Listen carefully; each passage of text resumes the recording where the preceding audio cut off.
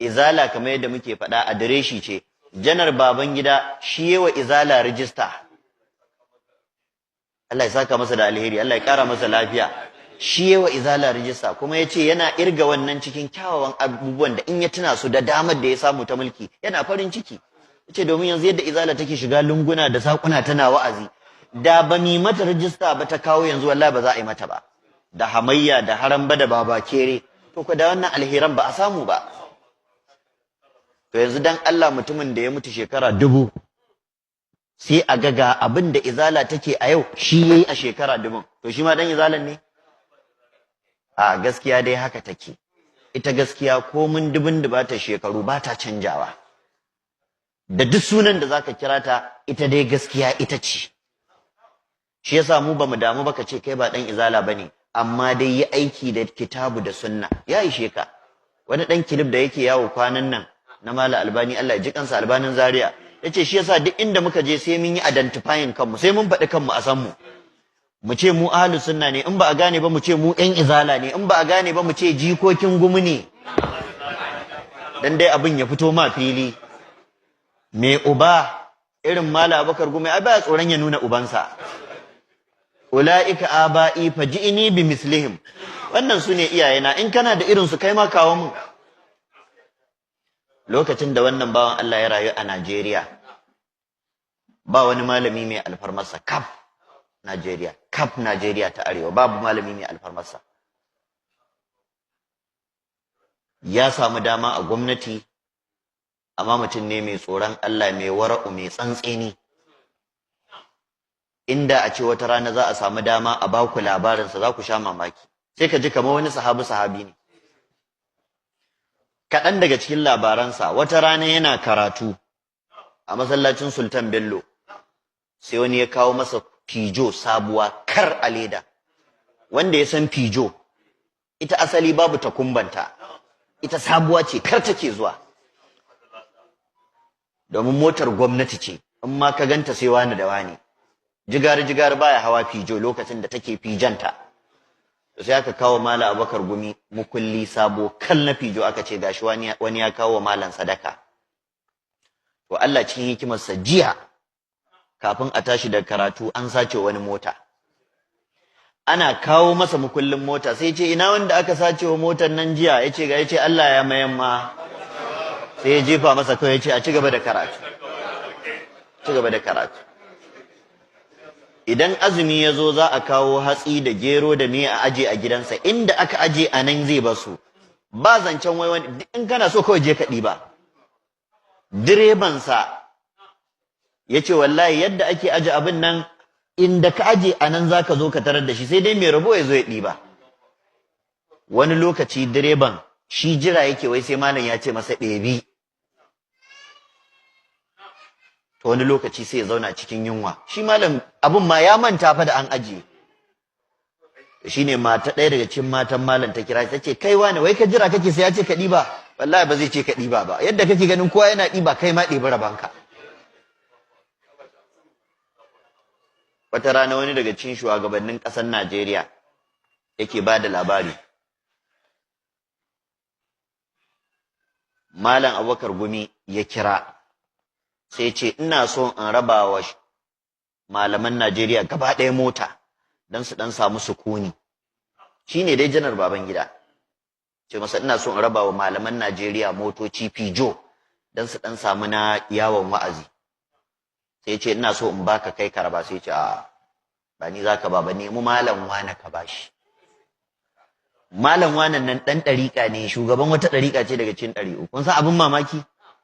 Shi da aka kirawo shi aka ce wa malam za a bada motoci ka raba wa malamai, sai ce Abubakar Gumi ya sani? Aka ce a'a bai sani, ce kar a gaya masa. Alhalin Abubakar Gumi ne yace shi a bashi. Kaga son zuciya. Ɗaya daga cikin ƴaƴayen mai martaba sarkin Kano Alhaji Ado Bayero, Allah ya ji kan sarki, Allah ya kyauta makwanci, yake bani labari ni da shi. Yace ni a gidan Malam Abubakar Gumi na tashi. Ka san mai martaba sarkin Kano Alhaji Ado Bayero abokin Malam Abubakar Gumi ne, tare suka yi karatu. Kuma duk ma'aikatan Saddauna ne, sun yi aiki a ƙarƙashin gwamnatin Saddauna. Yace to wata rana mun yi tafiya da Malam Abubakar Gumi mun je aikin haji. da marigayi Galadiman Kano Tijjani Hashim Allah ya ji kansa da rahama. Yace to sai Galadiman Kano yace in kirawo masa Malam Abubakar Gumi yana so su gana su yi hira ta yaushe gamo an dade ba a haɗu ba. Tunda suka daina aiki Saddauna ya rasu shikenan Malam Abubakar Gumi ya zo suka gaisa da Galadima. Sai Galadima ya ɗauko kuɗi masu nauyi na lokacin sai ya bashi. Sai ce ga wannan malam ayi siyayya. Sai ce a'a, yace ni bana yin siyayya. Ni in nazo yadda nazo da ƴan jallabiya ta haka nake komawa gida. Yace ka karɓa, yace wallahi bani. Sai malam ya fice wasa ya tafi. Shi wanda yake ban labarin yace sai Galadiman Kano ya bashi kuɗin yace ka kai masa. Da ya je sai ya ce masa ga kuɗi, yace yanzu sai da ya baka? Yace to rubuta duk sunan ƴan tafiyar tamu ƴan tawagar duka je ka ba kowa. Yace wallahi silai 5 bai dauka ba. Silai 5. Shagari marigayi shugaban kasa Shagari Allah ya ji kansa da rahama. Duk wanda ya san garin Shagari da garin Gumi makota ne. Na manta wanne daga ciki ake wucewa a je ɗayan amma din na je su. Amma hanya guda ce a jihar Kebbi, Shagari da Gumi. To idan sallah ta yi, Malam Abubakar Gumi yana zuwa garin su Gumi hutun sallah. Shagari ma shugaban kasa yana zuwa garin su Shagari hutun sallah. Duk abokai za a zo gaishe da shugaban kasa da sauransu. Yace da zara an ce min ga Malam Abubakar Gumi ya zo gaba na faduwa yake ras. Saboda me? Yace saboda shi ba zuwa yake ce in bashi ba. Shi fada yake zuwa yayin min. Fada yake zuwa yayin min.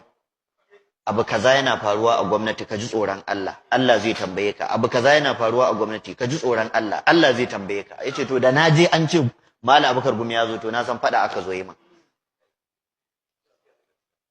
Janar Ibrahim Badamasi Babangida Allah ya ƙara masa lafiya, ni da shi wata rana na je gaishe shi yake bani wannan labari. Yace Malam Abubakar Gumi ya taimake ni a mulki na. Yace lokacin da na zama shugaban ƙasa ya rubuto min doguwar wasiƙa ya min nasiha. Nasihar da ya min yace min ka zama shugaban ƙasa. Kar ka yadda ka bawa wanda ba musulmi ba dama ballantana ya cutar da musulmi da musulunci. Yace sai na ce da shi ala gafata malam Najeriya ba za ta yi da haka ba. Najeriya ƙasar kowa da kowa ce. Dole ne ka nada ministoci musulmi, dole ne ka nada wanda ba musulmi ba. Yace to sai bani wata formula. Yace to ko za ka nada Kiristan samu wanda zai maka biyayya. Yace to sai ya gaya min sunan wani, yace yaro na ne a gidan soja. Soja ne babba kuma yaron mu ne. Yace sai na dauke shi sai na bashi ministan cikin gida. Yace to wannan musulmi su zo su yaba min, kiristoci su zo su yaba min. Yace kuma aidiyar Malam Abubakar Gumi ce. Akwai wani hukunci da za a yi a lokacin Janar Babangida, shine Turawa sun matsa a yi dokar ƙayyade iyali. Daga cikin ƙa'idar dokar ƙayyade iyalin shine kada musulmi su rinka auren sama da mace ɗaya.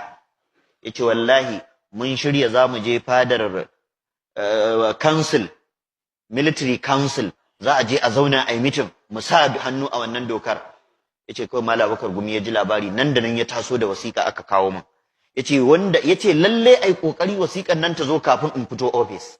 Yace na shiga ban daki ina wanka, aka yi kokari aka samu ƴan gida, ɗaya daga cikin ƴaƴayensa ina jin aka bawa ta je ta aje masa wasiƙar a kusa da rigarsa. Yace na fito daga wanka zan sa rigar soja kawai sai na ga farar takarda. Na ɗauka na buɗe. Wasiƙar abin da take cewa yanzu kai Janar Babangida ka zama shugaban ƙasa har za ka yi wa Allah gyara? Har Ubangijin sammai zai yi doka kai yanzu ka canja? Yace wallahi sai na kasa tsayawa, sai dole sai da na zauna. Magana ta ratsa jikina ta tayin min da hankali. Yace zaman da ba a yi ba kenan. Sai tura wa sauran sojoji ne nace ina da uzuri kawai na waske. Doka kenan da ba a yi ba. Sannan jarumi ne. Lokacin da aka kashe Saddauna, tun makasan Saddauna basu bar gidan ba Abubakar Gumi ya shiga. Sun ganshi ya gansu, ya je ya tsaya akan gawar Saddauna. Allah ya ji kan Dr. Ismaila Gwarzo. Ismaila Gwarzo yana bada labari. Yace lokacin yana ba sai na faɗa ba, bai dai fahimci sunna ba. Yace wata rana a wannan gari na Kano an taɓa yin mitin. Za a kai wa Malam Abubakar Gumi hari, za a kashe shi, za a yi kaza, za a yi kaza. Yace to ni duk da bana tafiya ta guma